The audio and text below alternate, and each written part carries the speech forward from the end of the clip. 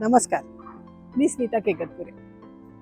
रासायनिक कीटकनाशक परिणाम तर करतातच, पण हवा, पाणी, माती आणि आपल्या आरोग्यावर घातक परिणाम करतात.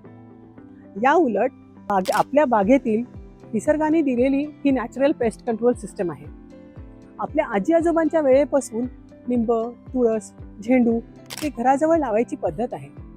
कारण यांची पानं, फुलं आणि त्यांचा सुगंध यात असलेली नैसर्गिक रसायनं किड्यांना तर दूर ठेवतातच.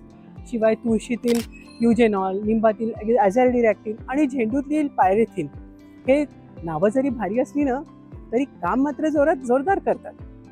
झेंडू आणि टोमॅटो लावल्याने जमिनीतील किडे नाहीसे होतात. तुळस आणि पुदिना डास पळवतात. लिंबाच्या तेलाची फवारणी केल्याने 200हून अधिक किड्यांची जीवन प्रक्रिया थांबते. तसंच लेमन ग्रास व अजवाईन याने डास, माशा, मुंग्या या नाहीशा होतात. आपल्या घरातील मसाल्यांच्या डब्यामध्ये सुद्धा कीटकनाशक अवेलेबल आहे. मिरचीचं पाणी हे अळी आणि किड्यांवर भारी पडतं. हळद मुंग्यांची येरझार थांबवतं. लाल तिखट जर झाडांभोवती घातलं तर कीटक दूर पळतात. शिवाय साबणाच्या पाण्याची फवारणी, कॉफीचा चोथा, अंड्याची सालं हे छोटे छोटे उपाय खूप मोठं काम करून जातात. सहचर झाडं लावायची आपली प्राचीन पद्धत आहे.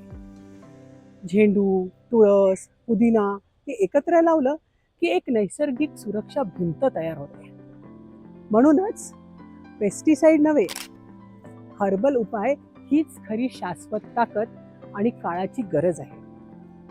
धन्यवाद.